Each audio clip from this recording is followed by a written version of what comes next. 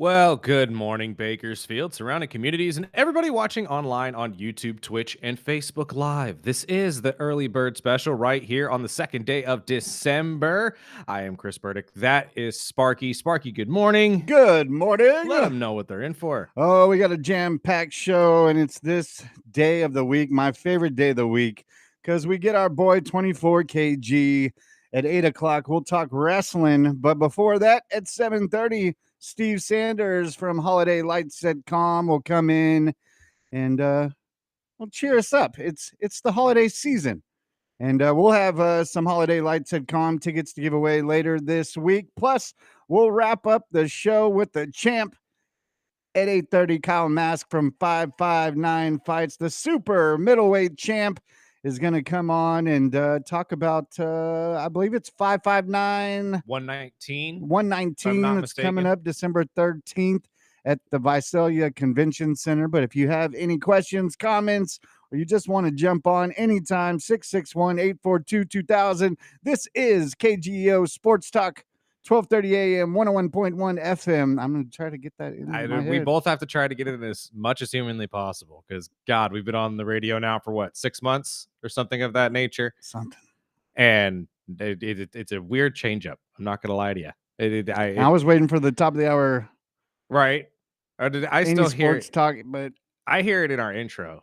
I mean, it's just, yeah. Hey. Again, hey, we're working on it. I was happy to run away from the mouse. That's he already gets enough money from me. So, but I do want to start off because Burdick is usually right on cue, and he brings up things before Eisen does, and I have to give you credit because I had the volume down on Sunday Night Football, so I didn't hear all the gibberish of how they were announcing the quarterback's name. I'm telling you, and dude, Eisen ran with it for an hour, man. He was talking all about it. And he did the whole show over pronouncing things, and I had to give it to you all night. You could ask our program director, JR Flores. I swear, we were on the way back from LA. I have the game on, and it's Chris Collinsworth and Jim Nance, right? And, yeah. I'm sorry, for some reason his name escaped me for a second. But the minute I heard it the first time, Mariota, I'm like, what? And then Collinsworth does it. Yes, yeah, Marcus Mariota. And I'm like, okay, this can't just be me. And you know what? I let it go for like the first, quarter and a half. But when it kept going and then they went back and forth with it, yeah, that's what bugged me. That's what was Eisen's problem too. And then that's when I looked at JR and I looked at him and said, am I crazy? Are they over pronouncing his name or something? Like, am I nuts? I'm glad I'm not the only one that noticed that, because it may be a little like a little small thing that no one else really paid attention to, but that bugged the crap out of me, especially somebody who's followed Marcus's career since his college days at Oregon. That bugged me because I'm like, every day I've ever watched and covered this guy, it's been Marcus Mariota. Now, if it's Mariota and I've been mispronouncing it this entire time, I apologize. But if we're going to run with one name, run with it. And I mean, I know that's one of the hardest things to do in sports commentary is, pronouncing people's names correctly. And we butcher them all the time. I butcher them all the time. I apologize. I'm still going to call him Waddle just because your celebration. I'm sorry. Waddle. That's the only reason I call him Waddle. I know it's Waddle. I'm fully It is not Waddle. I'm sorry. It's not Waddle. I know it's Waddle. I call him Waddle just because of the celebration. I apologize. I'm on a roll. But no. But you get what I mean. Yeah. But as soon as I turned on Eisen driving back to Moneywise, I was like, man, he's going to do this. And he did it the whole hour, the first hour, and he would overpronounce things. And I was like, he's going to run with it. Oh, yeah. And his number one problem was going back and forth. He just said, if you're going to say it wrong, just say it wrong the whole show. But don't go back and forth. When Chris Collinsworth goes Marcus Mariota, and it's the next sentence, Marcus Mariota made a great play. Dude, what are we doing? What are we doing? Like, again, it is what it is. I'm not going to make a thing out of it. I don't really care. It's just something that bugged me while I was watching Sunday Night Football. Now, Monday Night Football, what bugged me, the Giants are so weird. I mean, I don't want to compare them to the Panthers because obviously the Panthers are having way more success, but I'm seeing the same kind of inconsistencies here. young quarterback that should be a lot better than he is. I think he's obviously, I'm getting a little bit ahead of myself with Jackson Dart here because he's a rookie where he's going to get much better with a more consistent head coach here starting next season. Hopefully. If the GM could actually find somebody that's going to be worth it. And God only knows Joe shouldn't be there either, but we'll get on that on another note. But watching them against the Patriots last night, I mean, you heard me yesterday. Every time I try to crown somebody as the new favorite for the Super Bowl, the next week they blow up. And I don't know if that's me or if that's just everybody, because I'm not the only one here that was saying the Rams look like the favorite for the Super Bowl after watching the last couple of weeks. And then this week they lose to the Panthers, and now I don't even know what the heck I'm going to get from them in the playoffs. I don't want to put the crown on the Patriots yet because everybody knows, much like the Chicago Bears, haven't really played anybody of significance to be able to tell me if you're actually for real or not. And last night was another indication of that. They got out to an early lead. I believe it was 27 or 30-7 at halftime. Yeah, it was ugly. I almost turned it off for Raw just because I was really excited to find out who this masked man was. Lo and behold, of course, we don't find out. Of course not. We'll get with that, or we'll get on that with KG. But watching the Giants last night, I don't know if it's just they are that bad or if it's just inconsistencies right now with a head coach that clearly is trying to wrangle them together. Because again, Abdul Carter punished for something that happened in the locker room. I'm hearing a lot of different stories, and some of them are really weird. But what'd you hear? Well, I heard he was late for team activities a couple times. That's what happened the week prior to this when he was benched for the first drive. Yeah. This time was a whole quarter. This time, or at least if you were listening to Maggie and Pirloff before us, it was something to do with something he did during watching film. Apparently there was a movie that was playing on his phone that shouldn't have been, and he got caught through the headphones or something of that nature. I don't know what happened.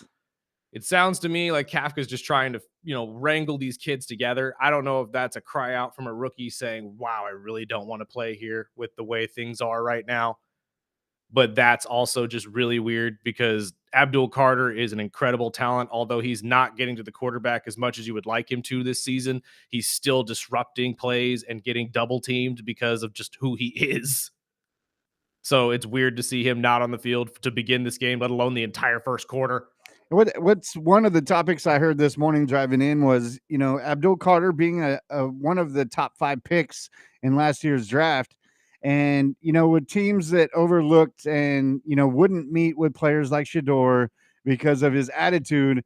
And now, with a guy like Abdul Carter, who's having all of these issues, which is now having the issues, but he was one of the main guys that outside of a quarterback and Travis Hunter was going to be, the next big thing. Right. And when it comes to whether it's just discipline or team activities, not going all in, I don't know if that's because of all the issues with the Giants, whether it's the front office. We already know about the GM, them firing the coach. But, this team has gone through so much. And I'll say it with you. I mean, it's a hit and miss team. We don't know. Obviously, they're dealing with a ton of injuries. We've seen all of that. But this team just doesn't look like a full team. No, and this is why I say they're weird. This is why I kind of want to compare them to the Panthers, but I don't at the same time because the Panthers are having success this season, so it's not a great comparison right now. But this is why I say they're weird. Because you fired the head coach, Brian Daboll, who was trying to put things together, and honestly, injuries derailed this entire season offensively for this team, let's be honest. If Brian Daboll had Neighbors and Scatabo healthy, I think this would be a different situation. They wouldn't be looking at a 2-11 season right now. And probably he would still have his job. But for them to have fired Brian Daboll, now your number 1 draft pick is having attitude issues, just like you said. And I'll put that in air quotes because from what we understand, 2 weeks ago, it's because he was late because he fell asleep is what the story I had read. He is claiming he was getting treated for an injury and missed it. And he's still taking responsibility for it. This week, I don't know. I don't know what this kid's doing. So I don't know if this is deliberate acting out because he's mad they fired Brian Daboll, which again would also be weird. But this is also a very high school thing that's happening right now for your rookie to be doing, especially somebody that's supposed to be so game changing for your franchise. So that's why I say they're weird. They're just when like 4 or 5 weeks ago, 6 weeks ago, when Brian Dable was still the head coach, and we were thinking, okay, maybe they could put something together here. They were at least, considerable of being, I don't Well, know, it seemed like the team a was getting team. put back together, even Right. with the injuries. They were fighting in games. This game last night. Usually, though, when we see the firing of a head coach, teams galvanize. Yeah. This one has fallen apart completely, and it's just so weird to me. I don't know. And I don't know if that really just goes straight up to the top of the leadership, GM. And I'm going to go back to But fantasy because I needed one more touchdown in the whole second half. That's all I needed. One touchdown from Jackson Dart in the second half. yeah, That's it. That's it. Nothing. I got one touchdown before half. I was like, cool, I'm down by 6. Just one more touchdown. That's all you got to do. And I turned on Raw. I'm like, I'm not even going to watch this because the more I watched it, the more they looked like crap. And I'm going to go to the former Falcons kicker. I've never seen that. That field goal. Yeah, the other weird part of this. Stubbing his foot, and he said he moved because the ball was slipping. Well, he just looked. I mean, they showed the Charlie Brown Christmas where he flips and misses the kick. And I was like, wow. And I just thought of Burdick because I know he was not a big fan of Koo afterwards. Well, I was. Don't get me wrong. I was a huge until he fan wasn't. Until this started. And don't get me wrong. I just think kickers are one of those positions in football that when you get in your head, you're done. And I don't mean that in a sense of you don't have the talent anymore. I mean that in a sense of being a kicker is probably the most pressure-induced position in all of football because you literally come in to do one job. If you can't do that one job at 95% rate, would we say? Is probably the number everybody tolerates. It's one of those things you said, it's a mental thing. You have to be perfect. And the minute you're not, it falls apart. It's much like a pitcher. You start overthinking it. Yep. And that's where Koo is right now, is when Koo started falling apart in Atlanta, he got in his own head. They let him go. He got a second life with the Giants. But here it is. I wouldn't be surprised if he gets cut again. He probably will. And that's, again, he just got to get out of his own head. And when he does, he'll probably find success again at some point because he was one of the more successful kickers for a long time, especially in Atlanta, his early years in Atlanta. But I've seen it with all sorts of kickers over the years. I agree, though. I've never seen a kicker kick the turf. But I don't care if that ball's slipping. Kick it, at least try to kick it up. If you make contact with the ball, we can overanalyze and say, oh, the snapper messed up. It's not on Koo. But because you went so egregiously left and hit the turf, now it's 100% on. And which was weirder that they called that a sack. They called that a sack? They called it a sack because he never touched the ball. I was like, okay. And they hit okay. Yeah, I could see how that could be a sack. I've never seen it. But even the announcers were like, I've watched football for 30 years. I've never seen a kicker do this. And I'm like, yeah. Well, and I mean, and it was followed by a 19-yard punt after that. So I was like, oh, this is going to be a game. I'm watching Raw. Another weird thing about the Giants was all of their special teams because what was it? A 95-yard punt return that ended up going back for a touchdown. Mm-hmm. That really stole every bit of momentum away from the team, by the way. The 19-yard punt you just brought up, the weird kick. I mean, it's weird. This entire team is weird. And because of that, I really can't give any credit to the Patriots for winning this game. And honestly, I'm still much like I was yesterday with my hands and shoulders up in the air saying, I have no clue who's going to win the Super Bowl. I have no idea, which is awesome in itself. But at the same time, I've never been this confused at the end of the season. And they brought up the MVP runners. Obviously, Drake May with the Patriots in 11-win season so far. But they put him up by Stafford and Jonathan Taylor. Obviously, if they're going to go with the running back, it'd be Jonathan Taylor, even though hadn't had as big games recently, but he's playing with tougher defenses and a quarterback that's injured. Can we really, though, take it away from Matt Stafford all because of one fumble? Stafford, if you look at the stats with him in May, he's by far the MVP. Yeah, but again, if it wasn't for that one bad play against the Panthers, they probably win that game. And that's just been the luck for the Rams all season long, even against the Colts. I mean, again, it's weird luck that goes either way for them. And I can't necessarily rip the MVP away from Stafford because of one fumble. Now, Drake May is making it really difficult not to give the award to him, though, especially watching him last night. He looks comfortable. He looks like he's effortlessly finding receivers. Stephon Diggs looks fantastic. Hunter Henry had a 30-yard touchdown that should have honestly been held up, in my opinion, but they took it away from him. It didn't really matter at the end of the game anyway. But he looks fantastic all in all. And statistically speaking, he is the most accurate quarterback in the last 25 years in his first 2 seasons in the NFL. That's pretty impressive. I'm really loving what I see from Drake May. Let's take a break real quick. We'll talk about some of the other storylines from week 13, including a big defensive lineman crying after a game because a quarterback kneed him in the stomach. What a Oh, man's man. I swear, dude, that was I lost so much respect for Cam after that. Me I'm too. not gonna lie to you. Let's take a break. This is the early bird special right here on KGEO Sports Talk, 12:30 a.m., 101.1 FM, and also streaming live video wise on Facebook, YouTube, and Twitch. We'll be right back.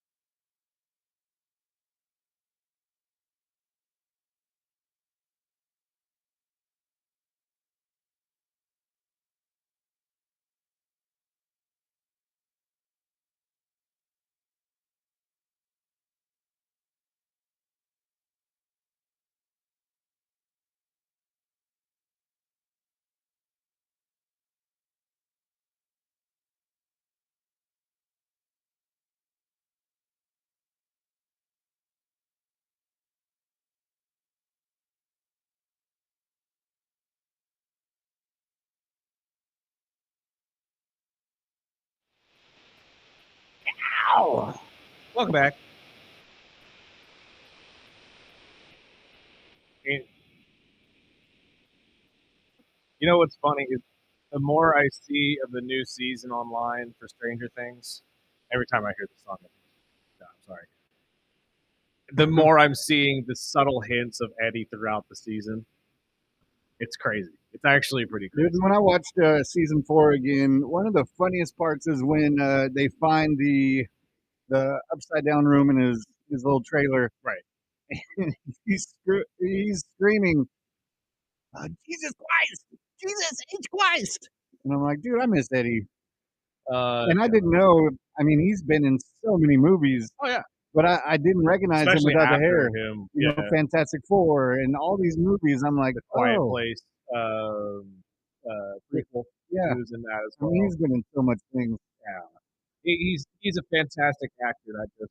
And I hope we get to see him more. I hope he comes back in this season at some point. But we will find out on Christmas Day. As I said yesterday, that will be the greatest Christmas gift I get all season. I'm gonna tell you that right now. Not a Panthers playoff berth? Absolutely not. That's not happening. You've already heard me say it. You can hear plenty of football here on KEGO Sports Talk this weekend, though. Starting on Thursday as Week 14 of the NFL gets underway as the Cowboys head to Detroit to take on the Lions. Then on Saturday, we got some championship games for you. It's SEC Championship. Number 4 Georgia takes on number 10 Alabama at 12:30. Then the Big Ten Championship is Ohio State, the number 1 team in the nation, faces number 2 Indiana at 4:45. The prequel to your championship of the entire college football playoff, in my opinion. And finally on Sunday, you got the Steelers at the Ravens at 9:30, the Broncos at the Raiders at 1, and then the Texans taking on the Chiefs in Arrowhead at 4:30. It's Aaron Rodgers' birthday, and I was looking at the list of birthdays. You know, Britney Spears is older than Aaron Rodgers. Is she really? It made me feel so old. I'm like, no, that adds up. That actually adds up now that I'm wow. thinking about it. Yeah, no, because he's at least like what 7 years younger than her or something of that nature. It was a couple, but I was like, Yeah. damn, I don't know. I am getting old. Let's start with the Pittsburgh Steelers because we're talking about teams that are absolutely collapsing in front of our faces, and we're talking about them every single day for all the wrong reasons. This weekend, we had Aaron Rodgers calling out wide receivers. We had one of their most prolific defensive players crying that the quarterback need him in the stomach, and the fans chanting to fire Mike Tomlin in the stands. Like, what? Pittsburgh, what is happening? I'll take him. I mean, absolutely. That's the thing that I think everybody's got correct. If he gets fired, he'll probably get a job next day. Yeah, there'll be a long line. But maybe it has run its course. Like maybe it's just time for a change. We've seen it many times.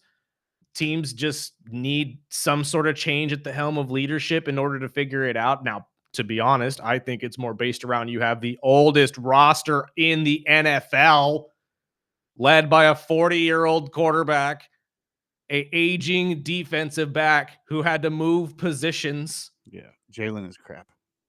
I mean, your defensive tackle who's crying that Josh Allen need him in the stomach, allegedly. I watched that play many times over, and I have no idea what's happened. It had to have happened afterwards. They were arguing all game. That's what I'm saying. Too, and I don't like Josh Allen, but I was laughing my butt off because this is supposed to be your leader on your defense, right? And you're crying about a quarterback kneeing you. I get being upset about it, but then to go to the media afterwards and say he's protected and I'm not, and I'm sick of it. Mwah. But what? Like, I get that there are flags for quarterbacks that benefit the quarterback tremendously. That's not what I'm saying. But nobody threw a flag on that. Nobody was, the offensive line did exactly what their job is: protect the quarterback at all costs. We saw it last night. Jackson Dart gets decleated on his way out of on his way to the sideline. Now, granted, he was still in bounds, making it a legal hit, but he was decleated, absolutely demolished, and he bounced right back up, no issues. Did the line falter? Heck no. They still came after that linebacker. That's their job.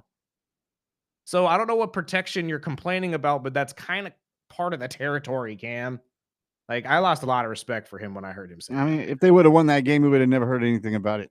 Right. But again, it's sissy la la stuff, I they're will say. lucky that the Ravens lost on Thursday and you didn't really lose out on anything in terms of the division title. But everybody calling for Tomlin's head now makes me a little concerned because if your fan base is this fed up, you can't fire Mike right now in week 14 of the season with the playoffs right around the corner. Yeah, and you've got a playoff spot. Exactly. Well, you're fighting for it at least. I don't honestly, you keep playing like this, you're going to Oh be yeah, out of it very, very there's a week quickly. away from being out of the mix, but this football season, just in general, has been so weird, Mhm. and we say it every year. I mean, we don't know what to expect. We can say so and so is going to be the favorite to win the Super Bowl, and I mean the Chiefs. We didn't expect the Chiefs to be looking up right now. The Ravens, teams like that. I kind of felt like the Patriots by the look of the schedule and having Vrabel back in. I'm not too surprised, but I am a bit surprised that they're at 11 wins. Yeah, I'm surprised at the amount of success they've had. I'm not surprised that No one they was are talking about the successful. Colts. No, we were talking down about the Colts, to be honest with you. But now with a fractured fibula, I'm not sure if Daniel Jones and the Colts are going to be able to stay successful. And like you said yesterday, I mean, looking at the AFC, there's not a lot of teams that saying, "Hey, they're the favorites to win the Super Bowl or be in the Super Bowl." There's no teams on either side, I can honestly say. I mean, there are teams on the NFC that I can honestly say will get out of the first round. Like, I still think the Eagles will most likely move past whatever wild card will, be taking them on in the first round. But I can't say the same about most of the teams in the AFC. I think they're going to be cutthroat. I think this is going to be one of those years where you see a lot of wild card teams upset some of these higher seeded teams. Because, I mean, if Buffalo sneaks in on a wild card, I think that they're a threat to take out whomever falls into that number 2 spot. You take on either Denver or New England. If they play New England, you're very well aware of what the team can do. If you take on Denver, we've already talked about how inconsistent their offense is. So there are ways to beat these top tier teams in the AFC. I just have no idea who the favorite is anymore. Right? I really don't. And it's the NFC. Same thing. Seattle. They haven't played a real tough Nope. team or win And honestly, against a tough team. The same thing with the Rams. Sometimes the Rams look like a Super Bowl team. yeah. Next week they lose to the Panthers. Well, So and back to Seattle, we all have seen what Sam Darnold looks like in the playoffs, and I still have yet to find out if that really turned into a pumpkin or if that was just the Minnesota offensive line. Jury is still out on that one. Let's take a break though, because we do have our first guest the day. For those of you who are local here in Bakersfield, the Calm Holiday Lights have started. It is one of my favorite events of the year. I go every single year, multiple times, and you should too, because it's one of the greatest draws here in California, if not here just locally in Bakersfield. We'll talk about that right after the break. This is the Early Bird Special right here on KGEO Sports Talk.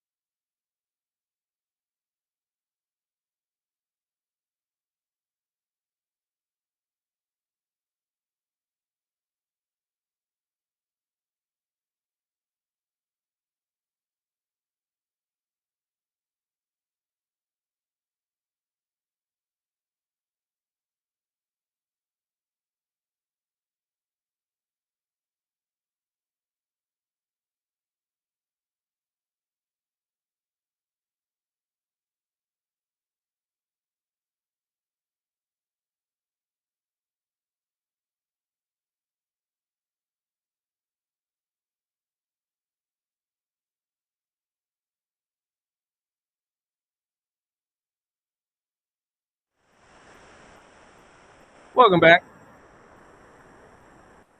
See, you can even find Christmas music I have never heard before in my life. Garrow Ellis. This is Garrow? That is awesome. How is he doing?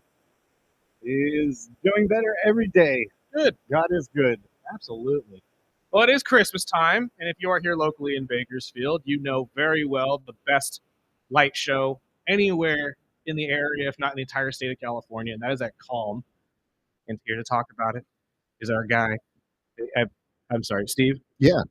What was your last name? Sanders. Steve Sanders. Thank you. I was Like like, I know you like said the Colonel. Steve, but I was like, I just realized it's like I never asked your last name. I apologize. Sir, thank you for joining us this morning. Thanks so much for having me. Well, Calm Holiday Lights. Yes, Obviously, sir. everybody loves this event. It started on Saturday. Saturday was our correct? opening night. Yep. Fantastic. And it goes all Yeah. the way until when? January 3rd. Fantastic. Yeah. And how can people get tickets real quick before I get on a Sure. big old diatribe here? Go to Because we always do this. www.calmholidaylights.org. Fantastic. It's got all the info there.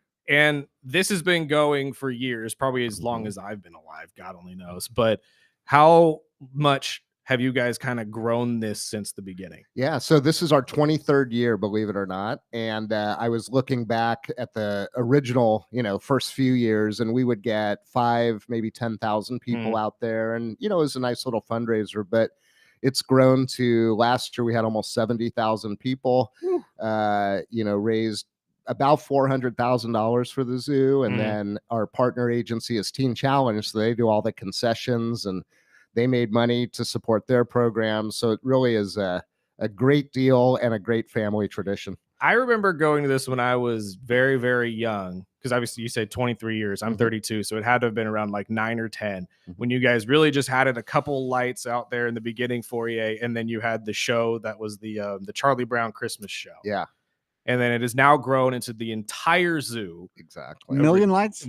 Oh, way more. Yeah, I was gonna say, I think We it's more stopped than counting million. at 3 million. Yeah. Well, and now too. you're expanding the zoo potentially, Yes. and now we're hopefully going to expand this as well. So, Yeah. I mean, we're probably going to see the biggest light show in the entire state. Is I that would- accurate? I would love that. And, I don't know about the biggest, but we have been named by USA Today as one of the top 10 light shows in the country.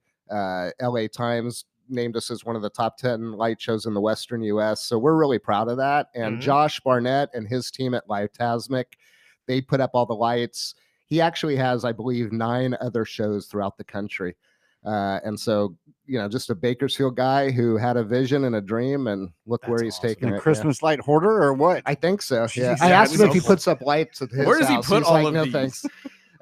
They have to do the entire warehouse just solely for Christmas. They lights for do. you He's guys. got a big warehouse, and then Oh we my store some of God. them. But yeah, it's pretty awesome. And they start setting up in August. So mid-August, they're out there setting up and working right up until opening day. That's incredible. And Yeah. obviously, as you expand, this is going to get even more busy. But Definitely. talk about the line, obviously, because that's the one thing I always see every single year is somebody trying to get in. And they see that ridiculous line on Yeah. Fridays, Saturdays up Yep. at Alfred Herod Highway. So during the COVID years, we did a drive-through, Yes, right? which And was so- awesome. which was amazing, and we did that for 3 years. And we brought people up what's called Old Alfred Herod Highway, so kind of out down by Lake Ming.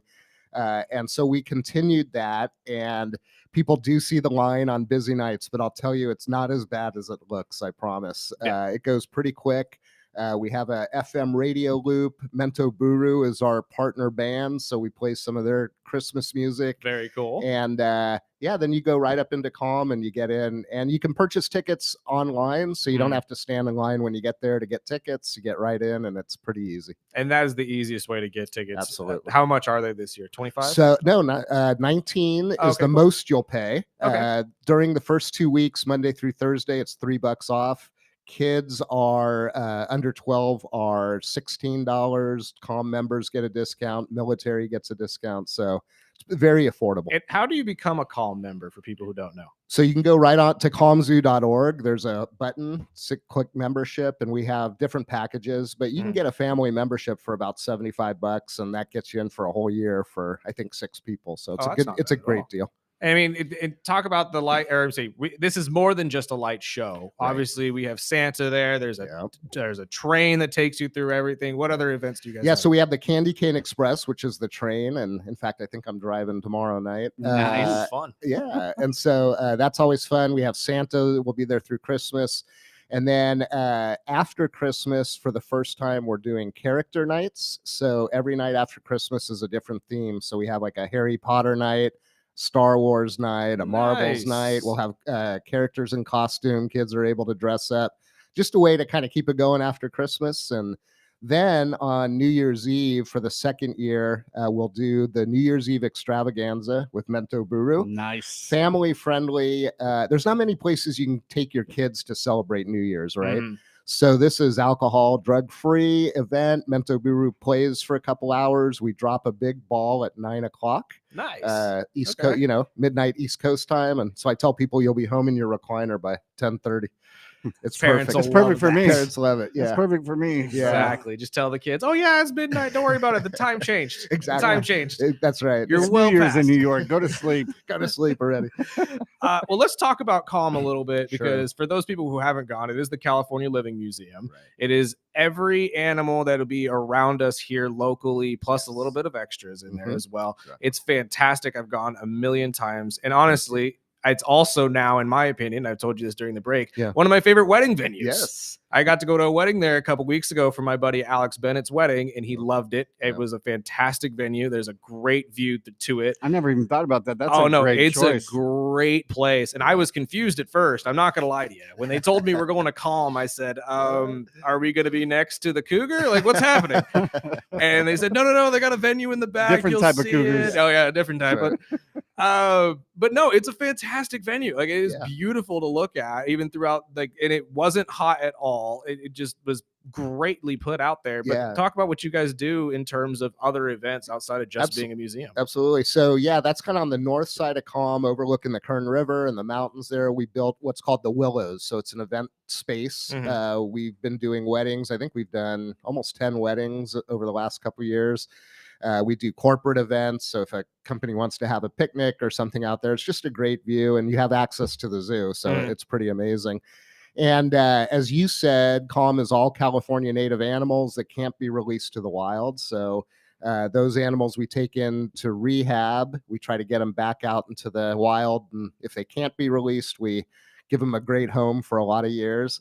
But the guy who started it, Mike Hopkins, he traveled all over the world, and he thought to himself, we have all this great California native animals and plants, and we need to be celebrating that as much as elephants and giraffes. And so he started Calm, and we're remaining true to that mission. That's awesome. I mean, you guys have an abundance of different animals. I mean, you have a full reptile room that they can go through as well. What's the craziest animal that you've seen, in your opinion, that's come through there? Well, one time during, I think it was floods or rains or something, somebody brought in an alligator. So that was no weird. kidding. Nice. Yeah. Those are obviously not native to Kern County, but I lived in Louisiana. They're walking everywhere the streets out there. Yeah, they're like cats and dogs out there. But we have mountain lions, bobcats. We have 2 bears.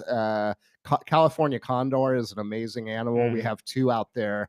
A lot of people don't know those almost became extinct. The California condor was down to, I think, 20 birds that they knew. They captured them, they bred them, and now it's up to probably 500-600. But we have a couple of those 9-foot wingspan. They're pretty amazing. Nice. And they're just not on the ice. It's they're not playing hockey for you, but they're definitely looking cool out there flying there. Remember, there was a condor that got loose at one of the I do remember that. It did go viral. So. Yeah, a little bit. And then obviously the holiday lights, you talked about it already, goes towards the museum and keeping you guys funded, right? Yeah, exactly. So that's our biggest fundraiser. And we have big plans for Calm. If you go to calmzoo.org and click on our master plan, we have plans to expand about 40 acres. We're on about 14 acres right now. So kind of as you look towards the soccer park, but we want to bring back grizzly bears, which were native to California. We have plans to bring back wolves, which were also native to California.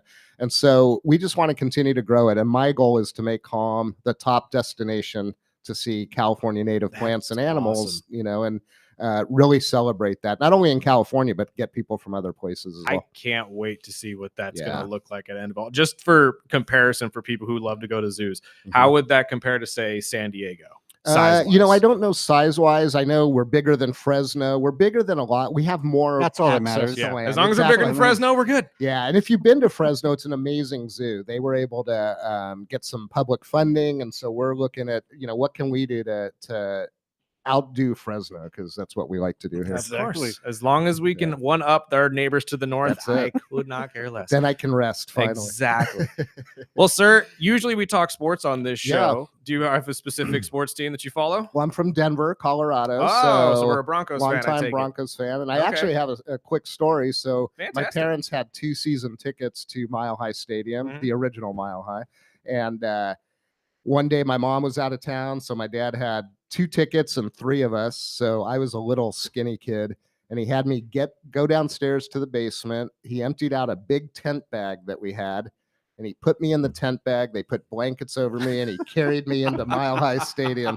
And I still remember it. It was that is fantastic. It was what was his name? Rick Dempsey, the guy with the half foot that kicked for New Orleans. It was Broncos versus New Orleans, and I got to see that game. And you could never do that now. But no. Well, way too many. It sounds like my parents used to do with us and at the Crest Drive-In. Exactly. I told my dad, I go, "You're crazy to do that." He goes, "No, I was just cheap." Yeah, exactly. Hey, we have 2 tickets. We got to get all 3 of us in there somehow. I don't know how else to do it. And then when they sold their house in Denver and moved, they couldn't sell their house. And my dad finally put the Broncos tickets in as collateral, and he said it sold the next day. Did it really? Yeah, that's how popular Broncos tickets are. Wow. How do you feel about the team right now? It's great. Yeah. I mean, most of my life they haven't been that great. But, the Tim Tebow years and the Peyton Manning years. Welcome to Dolphins and Falcon fans over here. Yeah, that's true. That's true. But I'm happy. It's great. Fantastic. Yeah, I mean, you got to feel. definitely. I like Bo Nix. I like what he's like presenting as a quarterback. He's got a lot of grit to him, and I think that's going to go far. I agree. And their defense is amazing. Oh yeah, it helps when you're the number 1 sack defense in the entire NFL. Yeah, so that's always good.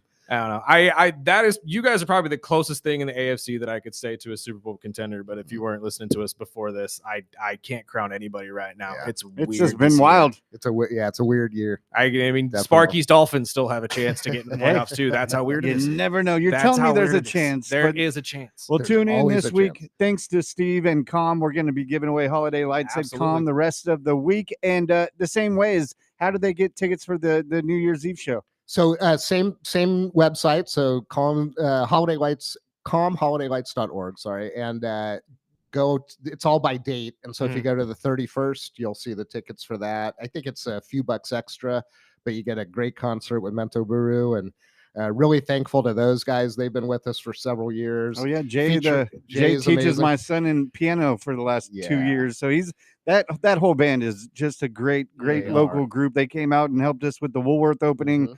And plus you get holiday lights at Com. I mean, what's better than that? There's no better ambiance than that, to be honest with you, especially to get you into the Christmas spirit. Is the great way just to get the entire family together, go do something fun. You don't have to go to Disneyland to see all the amazing lights around you. Get your hot cocoa. Absolutely. Hot cocoa from Teen Challenge. Just don't burn your tongue on it like I do every single time. You got to wait a minute. Every dang time. See, he's a child. I am at heart. I am a child, especially during Christmas. I love it. Sir, thank you so much for your time. We really, really appreciate it. We will have you on soon to talk Com. Love it. Thank you. This is the Early Bird Special. We will be right back.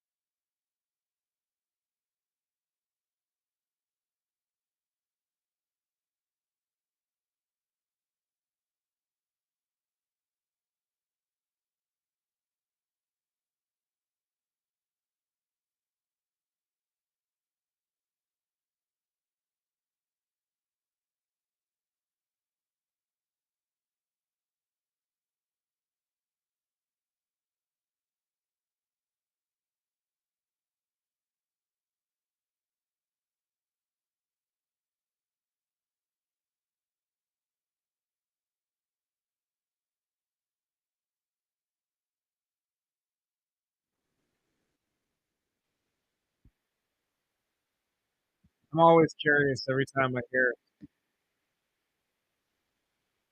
Yeah, I feel like. And there was only one song this could have been. The vibe was just perfect for back in the What am I expecting? Welcome back to the Early Bird Special right here on KGEO Sports Talk 101.1 FM, 1230 AM. We are also streaming video every single weekday on Facebook, YouTube, and Twitch. You can find us at the Early Bird Special all over social media as well, including TikTok and Instagram. Big thanks to our guy, Steve Sanders. And again, I apologize. I forgot to ask his last name before we actually started that entire interview. I sit down with these guys beforehand and we just get into conversation and never actually think to ask people's names anymore. I don't know why. It's just a thing with me. It's you don't really need no weird. name. Yeah, I don't need no name to know you. We're just going to have a conversation. We're humans. We could talk.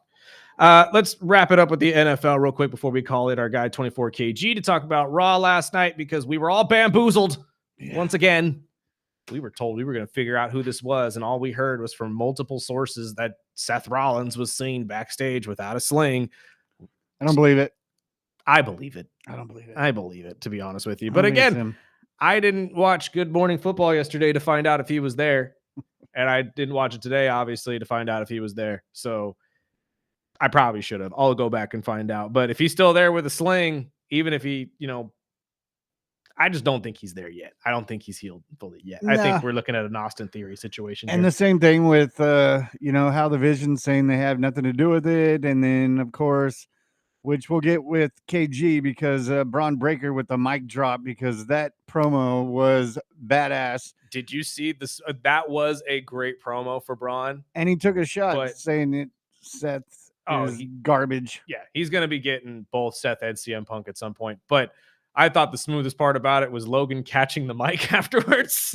That was the Spike caught it. He said, "Damn," threw it back down. I said, that was awesome.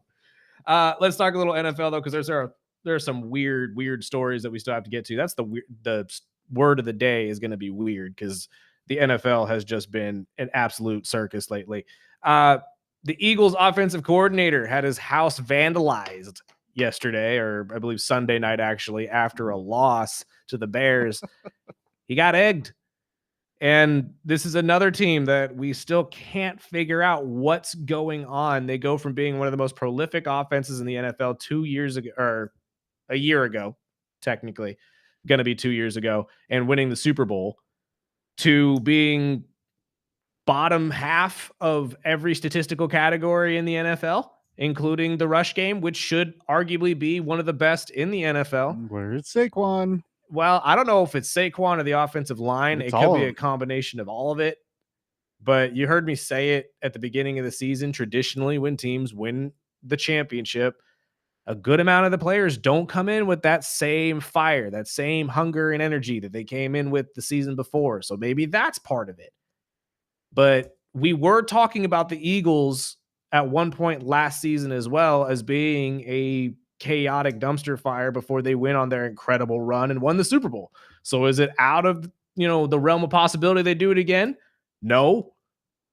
But the fan base egging your offensive coordinator's house definitely is a distraction that I'm pretty sure most of the team doesn't want to deal with right now. Even though A.J. Brown is probably the happiest man in that entire locker room after finally getting fed, even though it was in a loss to the Bears. Right. So which one matters most? Yeah. Feeding AJ or winning games? And to be honest with you, or at least in my opinion, and from what I have watched from the Philadelphia Eagles when Nick Sirianni is the head coach, your success is solely based on how you can get that run game going. It's not the pass game. It's never been Jalen Hurts throwing the ball 30, 40 yards down the field to an A.J. Brown or a Smith for a touchdown, although that does look pretty on occasion. It's always been Saquon Barkley making everybody look stupid, pulling in the front 7, 8 guys, and then allowing Jalen Hurts to throw the ball deep down the field and get some touchdowns. So they've got to figure this out. And the fan base, although very notoriously outspoken in Philadelphia, is we'll have one on the show Friday. I don't believe that egging the house of the offensive coordinator is going to be the end of what you see if Philadelphia continues to lose, especially to teams like Dallas. And the big question which was after the game is when or if Sirianni is going to give up play calling. And he said, no, Nope. I'm not giving up play calling. This is my team. Nope. he's never going to give up play calling. And honestly, he's a Super Bowl winning coach. So why would you give up play calling? Another coach that's actually saying he's not going to give up play calling even into next year is Dan Quinn, who claims that he may even just take the defense next year as well in 2026. Look, man, you've heard me say it on this show. Personally, I think you should allow your offensive and defensive coordinators to call the plays because that's what their job is. That's the whole point of them being there, is to call the plays. You may have final say in said play, but taking play calling away from them isn't exactly the best situation. And in Dan's case, at least, you haven't exactly turned around the defense at all. You're still losing football games. So maybe holding on to the defensive play calling isn't the best idea. Sirianni, I think, should keep the offensive play calling, though. You just got to figure out a way to get this offensive line back in shape and get the running game back to what it used to be. That's the only way you're going to win a championship, in my opinion. And the tush push, no one's talking about it anymore. Well, that's because besides the fumble, I'm pretty sure it's a dead deal. I think everybody knows now it's gonna die. The teams that were kind of on the fence are now on the other side. Even Jalen came out and said, dude, it's not working. It's not working. We don't need to use it. So it is what it is. Look what happens when you can't jump off sides. Let's take a break. We'll talk some wrestling right after with our guy 24KG. This is the Early Bird Special. We'll be right back.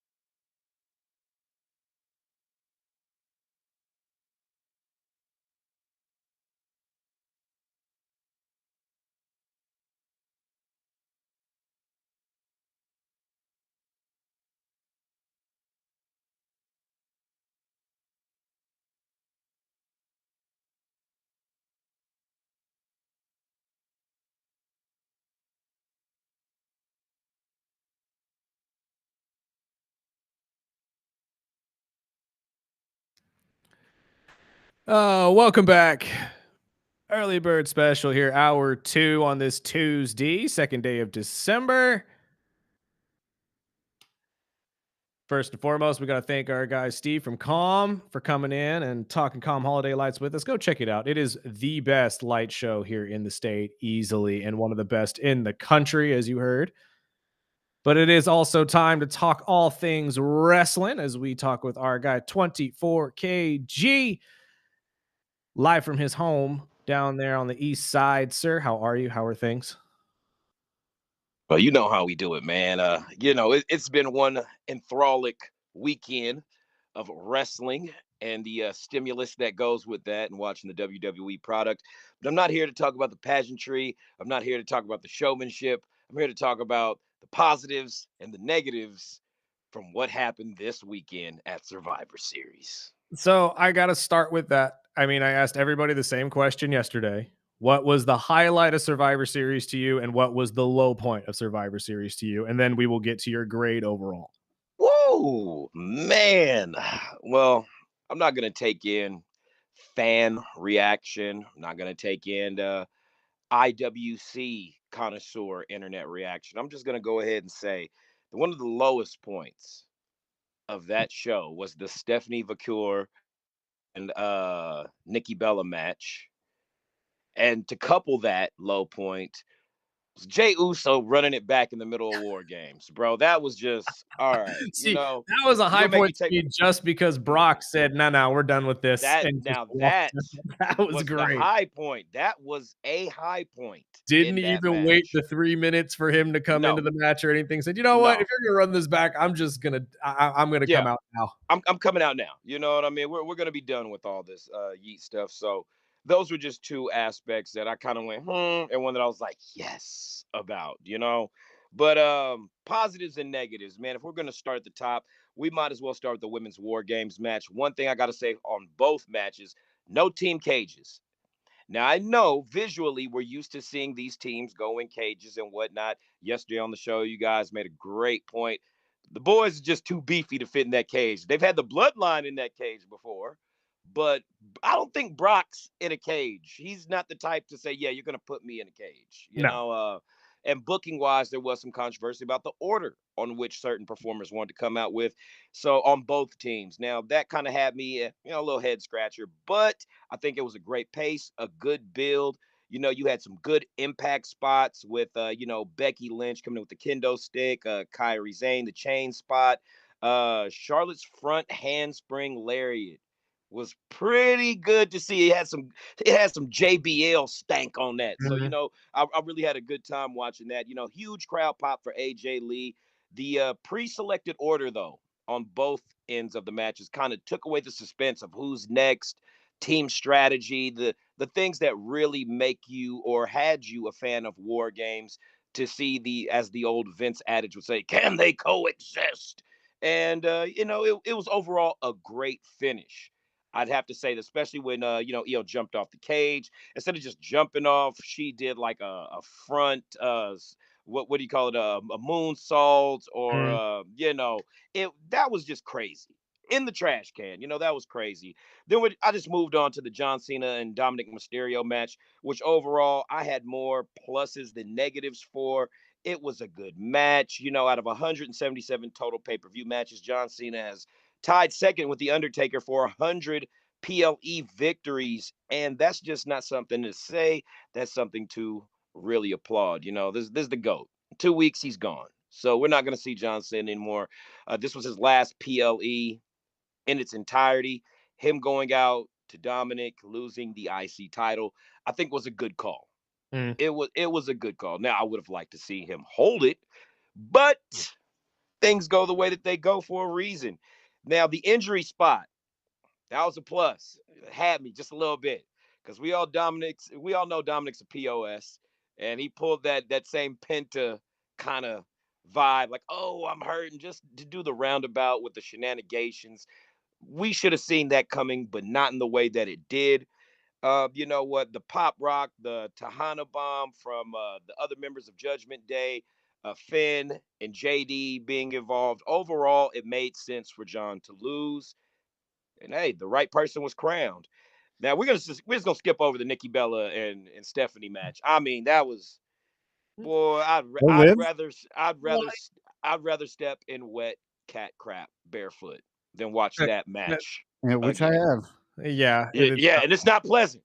It's not. It's No, not this is pleasant. not. But I mean, okay, Sparky makes a good point. We are overlooking the return of the night, which was Liv Morgan. We all knew that was happening at Oh some no, point. we're not overlooking that. We were saving that because honestly, I'm gonna keep it real. Liv returning 2 months early from injury is something I think people they take lightly. The type of shoulder injury that she had was very severe, almost to the point of Rhea Ripley's a shoulder injury that she had. And Mm. these shoulder injuries aren't something to really take lightly, especially in the women's in any division, really, because you use your shoulder a lot. And to see her go out at the height of when she was really booming and to come back in like she's never left, that's a testament to how fans love that character's work. And John Cena should have seen that coming. When a girl got them crazy eyes locked in on you, a swift kick in the PP is coming just like that, bro. I mean, right in the nards, bro. Didn't even kayfabe it. Just gave him a nice sterling silver shot up the middle, and yeah, let his cue balls drop right into the pocket. It was the weirdest way to go about it, though, because I mean, I love that she came back during this, but John's face was comedic, which I found hilarious. But the camera angle was the worst because we were focused so much on Liv's face. You should have shown John's. Yeah, I think like what's John's going on? Why is she jumping on me? That would have been right. perfect. John You would know, have made the scene a little bit better, in my opinion. well, just because he's a better actor, Liv, No. she's got some B-roll movies in there, man. Give her some time. She'll be a horror movie actress at some point in her career. I guarantee Chucky coming up. Yes, indeed. I believe she's already had some roles, and then the reoccurring So series that's still being shot, she does have a returning role in that. overall, though, what grade are you giving the PLE? Well, I would have to give it a B plus performance wise. That's We very still good thought. we still haven't we still haven't gone over the men's War Games match, but with everything that we know with Brock's domination in that, Roman Reigns with the brass knuckle, with the Superman punches. We've got, Bronson Reed just tsunamiing the hell out of everybody. It was a very intense pace to it. Great start. Brock Lesnar really, what more can we expect from the man who started Suplex City? He went in there and did his job. I think people were more disappointed in the ending with no reveal, especially on Raw last night. Who is this mystery guy? A lot of people say, oh, it's Austin Theory, it's Seth Rollins. There's no way it's Seth Rollins. It could be Austin Theory, but I have a different guess that we can get to later. And I think No, you really, might as well drop it now because are this you is on the there? main talking point that we are going to get to here is who's the masked man, because that's the only thing that the wrestling world is really trying to figure out right now. So who do you think it is? I would like it to be Montez Ford. The build, the way the guy moved, floated through the ring, it could only be one of three people. The third has not come to mind, but two definitely are Austin Theory and Montez Ford. I mean, the I way he heard floated, Carmelo's name up there too, but not tall enough. Not tall enough. If you well, compare the I, builds, the move set, the stance, the here's the poise, thing though. Here's the thing though, and I think Corey made a very good point of this yesterday. Doesn't matter who was in the get up on that Saturday. It yes, matters who's yes, in the get up when they actually reveal who it is. yes. Because I guarantee you, whoever the heck was in the get up on Saturday is not going to be the same guy who they're going to reveal to be that person. Now, if it is, cool. But that's also a very strong possibility. You know how WWE does it? They'll Right. place hold, much like we did the Grande Americano situation, until they figure out what to do. Once they Right. figured out what to do with Chad Gable, the rest was elementary. And what we have now, Ludwig Kaiser and the rest of the Brit boys posing as the luchadors. I mean, and that's got to come to a head at some point because it in my opinion has lost steam unless AAA is keeping it alive, because I really haven't heard much of fan bases wanting more from those three. But Well, you've got Dominic Mysterio teaming with a Grande Americano to take on I believe El Vikingo and Dragon Lee, which just actually happened, I was gonna say, or didn't is that it- just or happen? or it's set to happen in some different type of way for the AAA, some type of championship or whatnot. I've got to actually go back and see that. But yes, the Americanos have been down there in AAA killing it. Oh, okay. See, that's the one thing is I have not been able to follow AAA because I'm not sure exactly where it is broadcast. If YouTube, it's on YouTube. Okay. YouTube, they do every PLE on YouTube. Well, the PLEs I know are on YouTube, but I'm more Yep, saying the week by week stuff, and I really have no idea how to actually, got me. find it. So it is what it is. But this entire thing building up though, it there is a small possibility that it is Seth again. And if it is Seth again, who comes back from his injury early, because that is what we've That is heard. a possibility.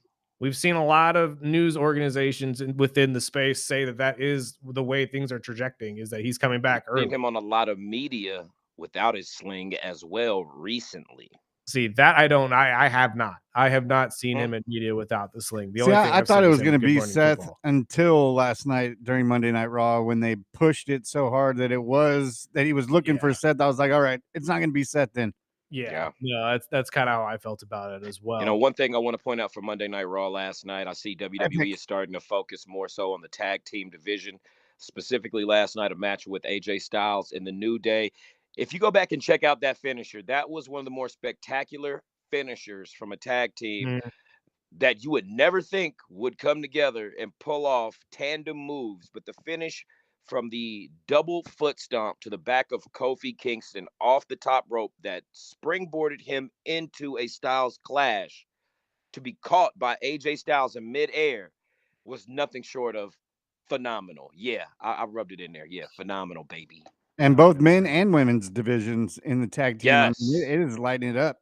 And Yes, I think that has something to do with the focus that AEW is putting on their women's division. Nonetheless, the people they're trying to sign or find, most of them that come from either WWE's development system or the Indies, it's either way, it's going to be all good for the next couple of years in well, both companies' women's division. The way at the rate that they're building. If that falls off, it falls off. But for now, it looks good. I don't know if we could really blame AEW for it. I think it's more of an authentic thing because if you look at what the fans have been yearning for, especially with the women's division, everybody wanted Io and Rhea in a tag. Everybody has been loving Charlotte and Alexa, although we've been kind of anticipating it's going to break up at some point. I think that it's good for at least the next couple months, maybe through Mania. I mean, you have a good amount of tag teams here. Lyra and Bailey is growing on people. You got Nia and Lash now.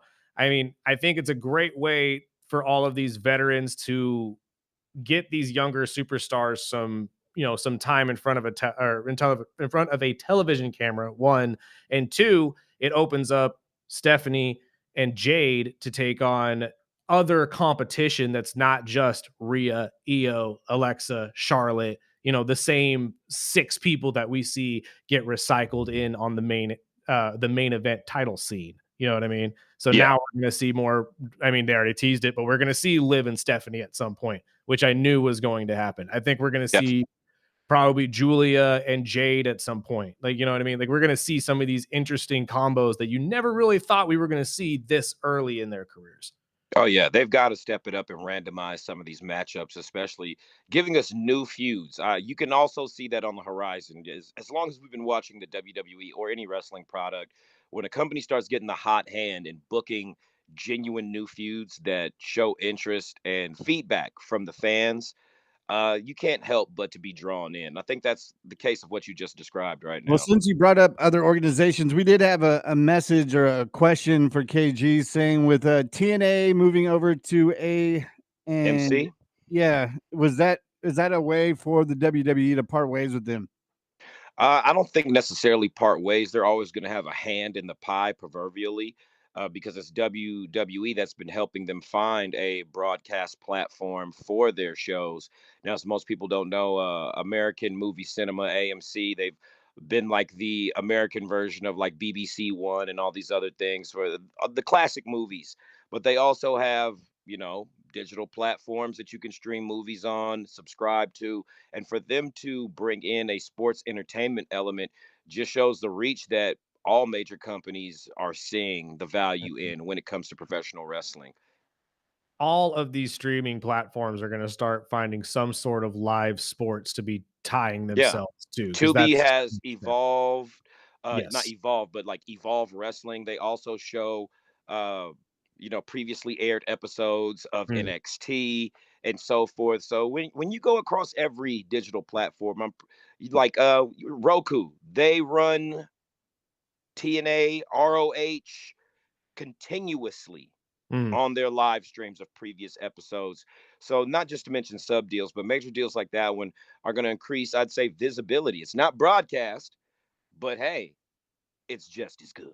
No, anything that gets the product out there is going to be a positive sign for most of these people, especially seeing the partnership between WWE and Netflix and how Oh yeah. prosperous it's been. Everybody's going to be looking to really just jump on the back of it. And honestly, AEW is doing it with HBO right now. What they need to do Yes. is start release or removing the paywall though for a lot of their pay-per-views. Yeah, 39.99 is a good one, but WWE still got them beat where you can just hit the app once a month and see all the PLEs, at your leisure or however it goes with your subscription to ESPN, Disney Plus, Hulu. It's all linked together now, but yeah, that's one thing I think that's hindering AEW's expansion because they used to just be, catch us here. We're the Mhm. alternative. You can just get the pay-per-view. And yes, it was a lot pricier, but people had no problem for it because it was the exclusivity that they were really like, this isn't mainstream. This Right. is our thing. Now it's become mainstream and people don't feel like they have a thing. So it is what it is. So one thing I did want to highlight, just because I thought it was interesting when I was watching the show last night, and Corey Costello brought up a point yesterday as well. We were talking to him. Every time that they show a Riyadh commercial within the stadium, it usually gets booed. Oh yeah. I saw an interesting new promo that they're doing now where they have now partnered with all of the most major streamers and YouTubers and made a promo with all of them, including, ISO Speed, KSI, all these other people.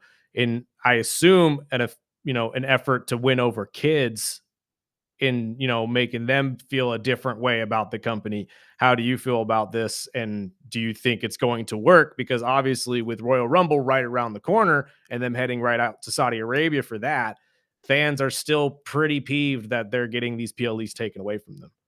Well, I think WWE, one thing they've always been good at that they've kind of strayed away from in recent years is marketing towards the youth. It's a youth-based product. This is a Mm, family product. To exclude your younger generations of fans would be to cut off future finances, and to turn that around and gather the attention of the younger audience, the tween or teen audience that is addictively online 24/7, going through withdrawals without their phones, that really ingest the streamer content, the Steve Will Do It's, the iShow Speeds. I think they're most definitely going to watch. You've got iShow Speed with the docu-series right now, like Speed Sports, where he's doing mhm. all these different sports and seeing what he's good at. He just recently had a He did the live match pro with wrestling one. Yeah. yes, with one of the Evolve guys, trained, instructed by Randy Orton, Sheamus, and Miles It was Bourne, which is a really good Anthony watch. Luke, right?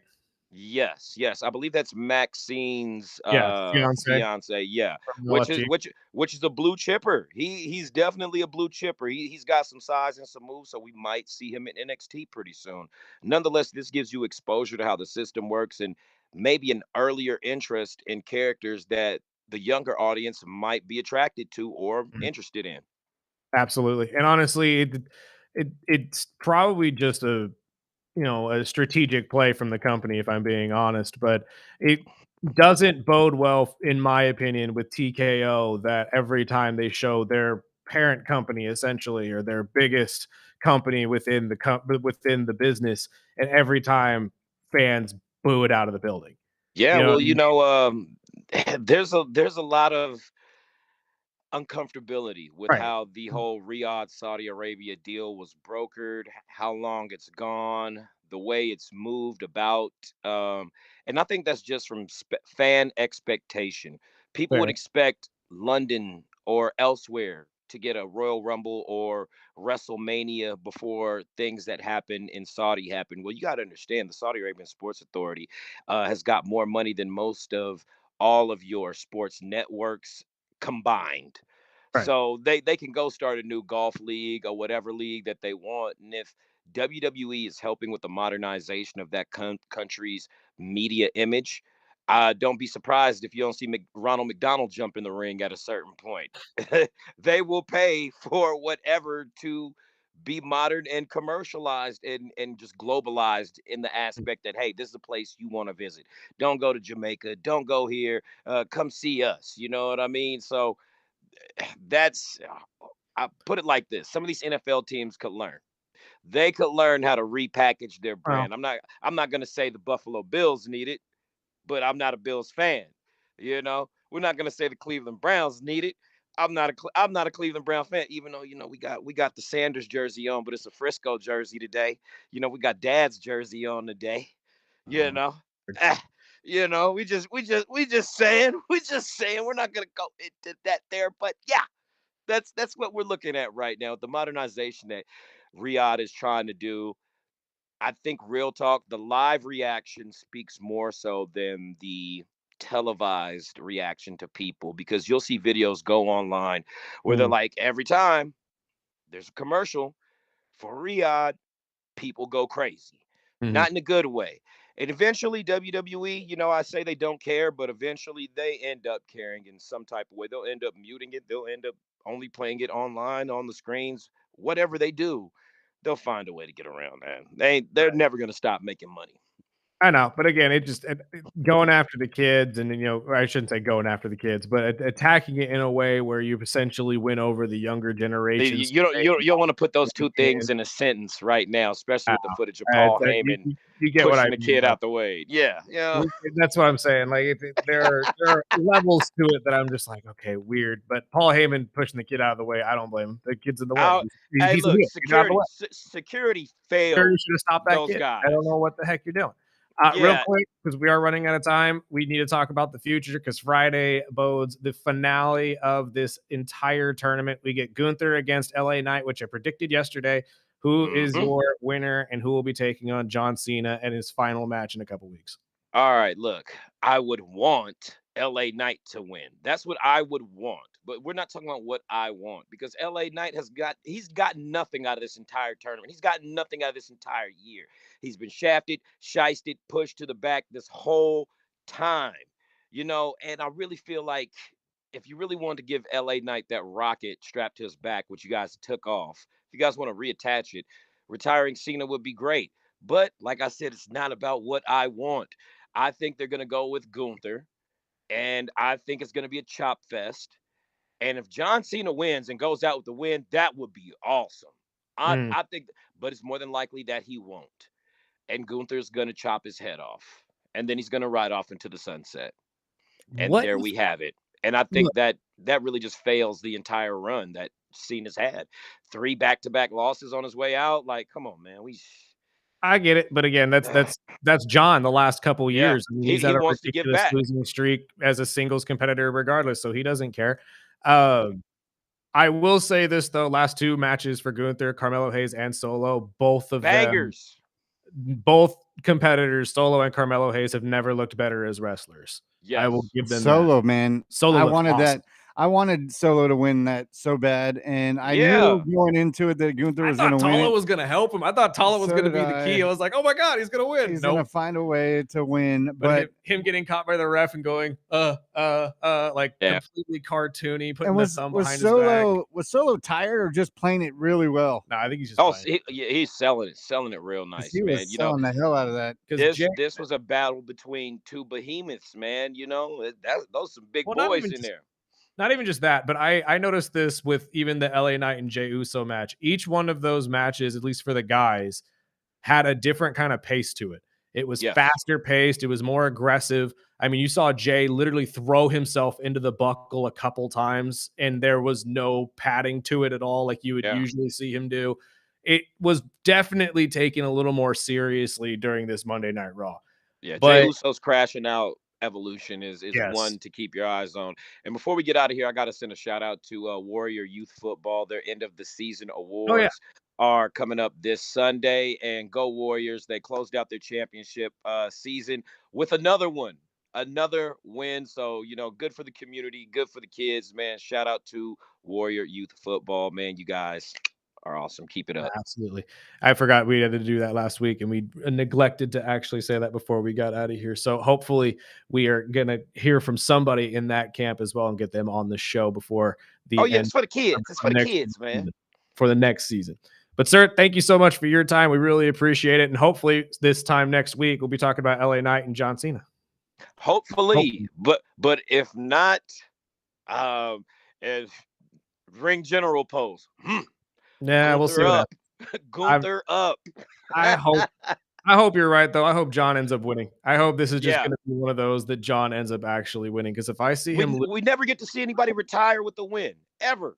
yeah, if he loses on a sleeper hold, I'm going to be so upset. Because like I said yesterday, I don't think you guys realize how boring that's going to be. I think people actually throw their products into the ring on some like Yeah, 97 WCW tip, it'll be so bad. popcorn, soda, just getting it tossed into the ring. I'd rather see Rob Van Dam come back and do it. I'd rather see Brock Lesnar do it. Like I really Yeah. would. I'm not saying something. I'm not saying like I'd rather see Logan Paul up against John Cena in his last match, but Yeah, at this point, that would have been a better match. I hit you with the Tim the Toolman Taylor. That's what we doing on that one, man. All right, So, brother. We got to get out of here, my friend. We got a next guest coming up right after this. So we thank you for your time, and we will talk to you next week. As always, keep it up. Thanks, brother. Let's take a break. This is the Early Bird Special right here on KGEO Sports Talk.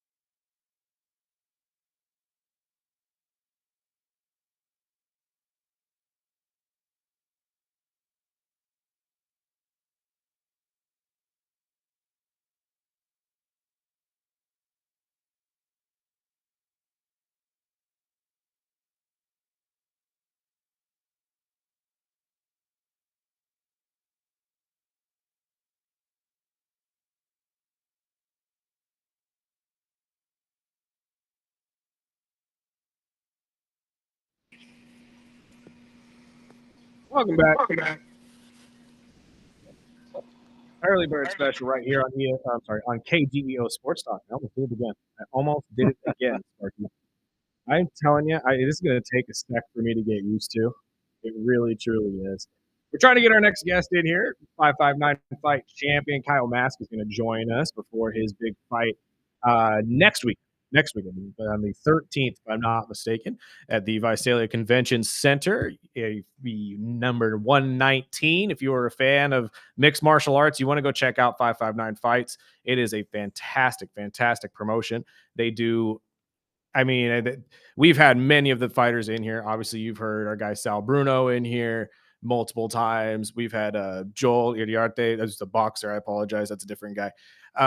We've had multiple of their guys in here. Kyle's going to be the next of many. We're going to have calling in right tomorrow. now. Go ahead. Fantastic. He is on the line. Kyle, you hear us? Yes, sir. There he is. Fantastic. Good to hear from you, sir. Thank you for joining us. Obviously, mega champion over here. You'll be taking on another champion on the 13th. What do we know about this guy? I think we're going to be talking to him tomorrow. Francisco. But from your angle, what does this fight look like to you? It's a dangerous fight for sure. Francisco is very tough. He's a good wrestler. He has good boxing. It's a great challenge, all in all. What is your fighting style like for people who haven't watched you fight? We talked to a couple of you guys here from 559 Fights, and you all have vastly different martial arts upbringings. You are with Madeira Martial Arts, correct? Yes, sir. So what is your basic fighting style? Are you more of a Brazilian jiu-jitsu? Are you more of a wrestling base? Like, what are we more falling along the line of? I like to mix it up. I'll use my striking to set up my wrestling and jiu-jitsu. But if I have to, I can keep it on the feet if we have to do that. What do you prefer? Do you prefer striking or grappling? Whatever just feels right in the moment. Okay. I can do it all. I believe so. That's why you're the champ. Yeah, that's the whole reason for mixed martial arts, right? Is to be able to do everything that you can. You're 7-3 in your entire career as a fighter. What has been the most challenging fight so far in your career, in your opinion? Well, they're all tough.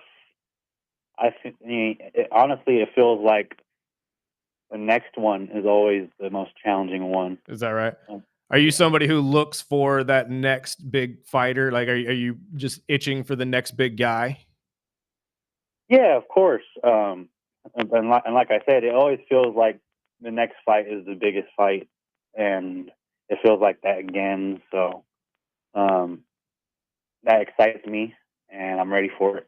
Well, we bring that up because the most recent fighters that we've had, we've had some that have had other fighters dip and dive and try to, outweigh them so they didn't make the weigh in, and some emergency fights when they weren't expecting to fight, and then they had 8 days to get ready and make weight. So that's why we ask. I mean, whether with the fight coming up next weekend, how long have you had, to prepare for this certain fight? I think like after the week after my last fight, Jeremy hit me up asking if I wanted to fight, and it just seemed like too good of a challenge to not. Right. Well, because that's why I'm looking at here too, and I've never seen this with a fighter, and this is a positive for you. I mean, it's no slight to anybody else. But if I'm reading this correctly, your last fight was 2 months ago in October, correct? Yes. How do you, and I mean, this isn't the first time you've done this either. You've done this multiple times in the past. I'm looking at, you were in 559 Fights 112 right after being in 110 3 months before that. So you do quick turnarounds very, very well. How do you combat doing that in your just workout schedule? Do you prefer taking on somebody just right around the corner, or do you like having a longer training period to get ready for somebody? I think for me personally, I think going pro is the goal. So like, I don't think it benefits me. I don't think it benefits any amateur really to take long breaks in between fights, especially like if you're already in shape and you don't have any injuries. Like you might as well just stick to the grind. Fair. And get back to it. No, that's absolutely fair. I mean, I ask because obviously you guys go through ridiculous amounts of punishment in this sport. I mean, do you feel like your body is just able to bounce back that quickly without the longer healing process? You know, I'm not trying to like diss anyone, but I think Speak your mind, man. I think some fighters make themselves suffer. Mm-hmm. And me personally, I love what I do. There's nothing I'd rather be doing. Mm-hmm. So obviously it's just the itch of fighting that gets you back in the ring or in the octagon so quickly, I should say. Yeah, I guess so. Well, I mean, I commend you for that, my friend, because honestly, the more I talk to these guys just around the fight game in general, usually you see about a good 4 or 5 months in between each fight just to be able to heal from the guy before and get ready for the next one. But for you to be able to turn around and take on these guys in a matter of 2 months is really impressive, in my opinion. It's incredible to look at. So I have not to only just another opponent. I mean, he's fighting another champ, right? I mean, what do you do really that could be different from anybody else? I mean, obviously you have a love for the game, which we respect, and I'm going to get into that in a second because I want to hear about your background. But what do you do during these training camps to really get prepared and be ready? Because you are 7-3, you are very successful in the game, and you're on a 2-fight win streak right now. So obviously, what you're doing is working. Yes. You know, we train real hard at Madera Martial Arts, but also I think it's important to eat well, to exercise, not only train, you know, your martial art, your jiu-jitsu and your striking and your wrestling, but I think you also have to work out, you know, lift weights, go run, and then prioritize recovery. I think you have to take care of yourself physically and mentally. I think as long as you do that, you're in good shape. I guess that's the key. You got to take care of yourself. I mean, obviously, with being a fighter and having, you know, a strict diet, what does a Thanksgiving look like for a fighter like this? I mean, you're going into a fight next weekend, and you know, we just passed, you know, Thanksgiving. You know, I mean, it was just a regular Thanksgiving for me. Like you know, I don't walk around too heavy. Like I try to make the weight cut at most, you know, 20 pounds going into fight week, but I don't think it'll be that heavy. I don't think I'll be that heavy going into fight week. Fantastic. I mean, with Francisco being in the 170, 185 category, where are you guys kind of hoping to be in the middle of all this weight wise? Like, are we going down to a 195? Like what's happening here? We're going to fight at 185. 185. Oh, okay. So you're taking a considerable dip there. Cause don't you normally go about 205 to 230, somewhere in that area? No. Well, when like my first couple fights, yeah, but you know, I've really, over the last year, I've put an emphasis into physical training, and you know, so I'm walking around at like 205 right now. So is that easier for you to cut weight like that? I mean, 20 pounds is 20 pounds.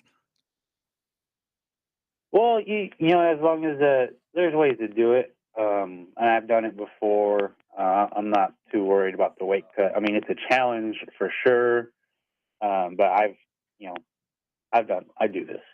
You got this. You got this. Well, I mean, going back to, I mean, what Chris was saying, you know, your background. I mean, what age did you know that you wanted to get into this, you know, this type of sport? And, you know, and who did you look up to that, you know, really said, you know, I want to be like this guy? Well, I wrestled when I was younger, since middle school.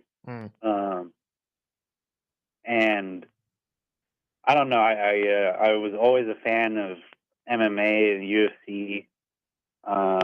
When I was younger, like guys fighting were like Anderson Silva and Matt Hughes and George St. Pierre. Those guys are fighting still. And I just fell in love with the sport watching guys like that. And Diego Sanchez, Diaz brothers, BJ Penn, just all around, like these guys can do it all. They can wrestle, they can box, they can kickbox. Guys like that really got me to fall in love with the sport. And talk about how you got into it. Where were your first steps? Who were the first group of guys that really took you under their wing and got you ready to go for this? Because obviously you wanted to be a professional. You didn't just jump into the game and are doing it yourself. There have been people that have been in the game that have taught you everything you know, right? Yes, sir. I stopped wrestling when I was like 19. And like I was just kind of working, in life. And then when I was like 22, a couple of my buddies, two of my best friends, they're like, "Hey, there's a jiu-jitsu gym here in Madera. You should come with us. Come try it out." And I was like, "Okay, let's go try it out." And I got my butt whooped. Naturally. The first week, and I was like, "Oh my goodness, this is crazy." And I just got I was just hooked from there. And then I was just training for like 4 or 5 years. Just training. I had gotten my purple belt in jiu-jitsu, and after 5 years, and I was like, I told my coach, I was like, "You know what, like, let's just do it. Let's just fight already." Because like, I was not getting any younger, and I had a bunch of teammates. They went on to fight, and they were all successful. And I remember being, one of their sparring partners, and and I would do real well with them in sparring. So, and I would see them go on and be successful. So I was like, you know what, like, I just felt like if I didn't, I would regret it. I felt like it would have been a waste of potential if I never even tried. So now here we are, 10 fights later. Well, 10 fights in a 3-year period at that. I mean, again, it's an incredible entire slate that you've had going so far. You obviously want to become a professional. So I'm going to end on this question for you. I'm going to let you decide who would be your number one fight right now as a professional. Who would you put yourself against if you were in Dana White's organization right now? I don't know. I'm just focused on the fight in front of me. Francisco. Fair enough. I mean, again, there are aspirations in all of it, but I just had to see if there was somebody you had your eye on maybe going forward. Many people sit there and say that they want to be a professional, but never truly actually visualize it. So that's why I always have to ask that question. He's pumping up. He wants Francisco in the octagon next weekend. So if you guys want to go out, 559 119 is coming up next Saturday at the Visalia Convention Center. You can get your tickets at 559fights.com. Anything else you want to throw out before we talk to Francisco tomorrow? I just want to shout out my team, Madera Martial Arts. We're going to go to war next Saturday. Do you guys take in people for training and stuff like that at all? If you want to pump that up? Yes, of course. Come try out one of our kickboxing or our Brazilian Jiu-Jitsu classes. We also have a CrossFit program that is, our gym is a family gym. It's open to everyone. And we also have a boxing program, the Fighting Spirit Boxing Club, inside our gym. Nice. So, very cool. So you can go get prepped with the best fighters out there in the 559 area, man. I'm telling you, you don't want to drop on that opportunity. Thank you, sir, for your time. We really appreciate it, and good luck. Yes, sir. Thank you. Not a problem, man. Let's take a break real quick. We'll get to our final segment, the day, before we get out of here and get out of the way for the great Rich Eisen. This is the Early Bird Special right here on KGEO Sports Talk.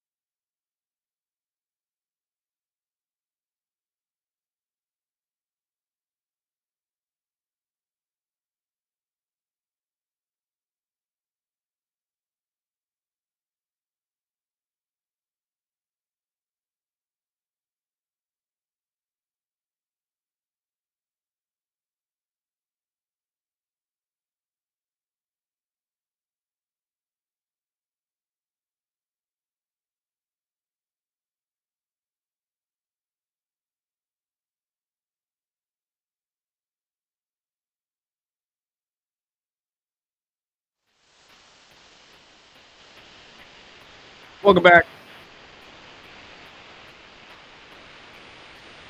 Final segment of the day here on the Early Bird Special.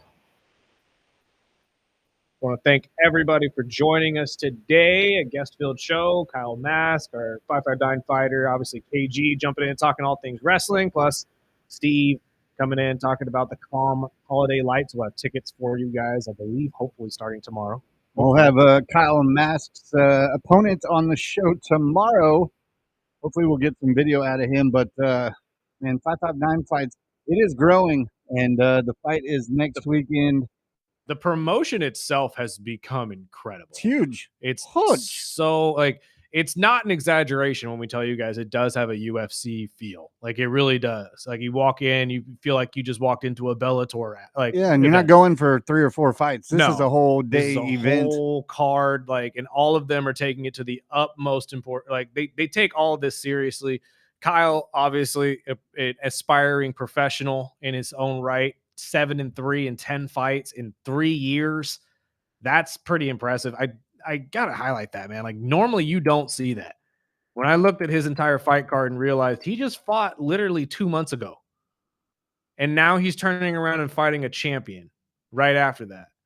Like, that's impressive. Your body has not fully healed from the fight you just finished. And usually champs will take a couple months off before they get into another couple months. And mind you, this isn't like a he walked in, first round knockout, he walks out kind of a thing. This was a full 3-round fight that he went through at 559 118 and is now walking into 559 119 in a championship bout.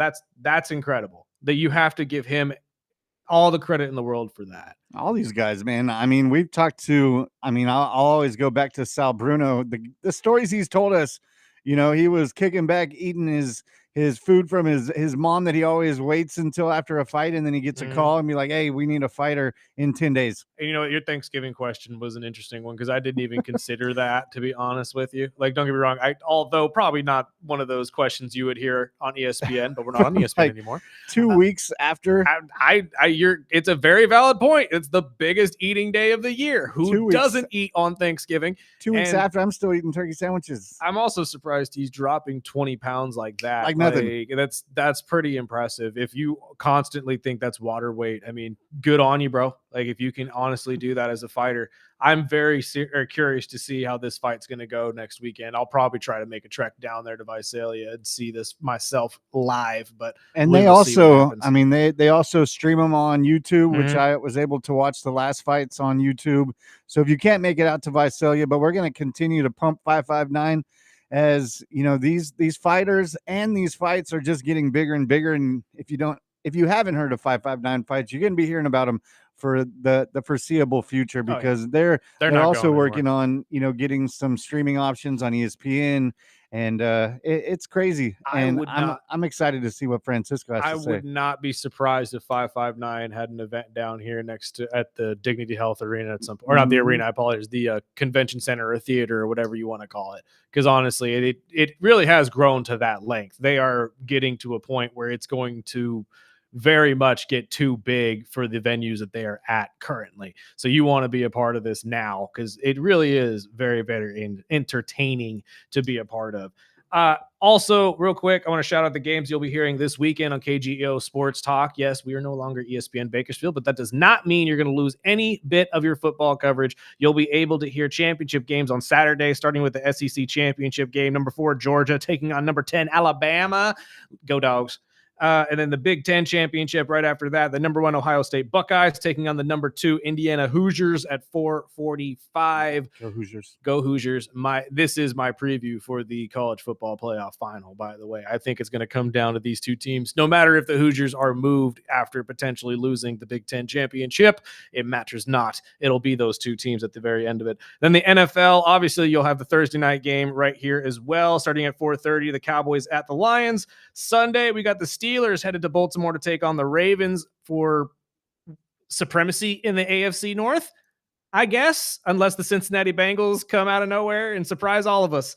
And then we got the Broncos taking on the Raiders in Las Vegas right after that at 1 o'clock. That'll be right here. And then the Texans that night headed to Arrowhead to take on Patrick Mahomes and the Chiefs, as both of those teams are desperately trying to cling to whatever playoff hopes they have left. The Houston Texans reviving their playoff hopes while we watch this Chiefs team dwindle away in every away game they possibly can. Good.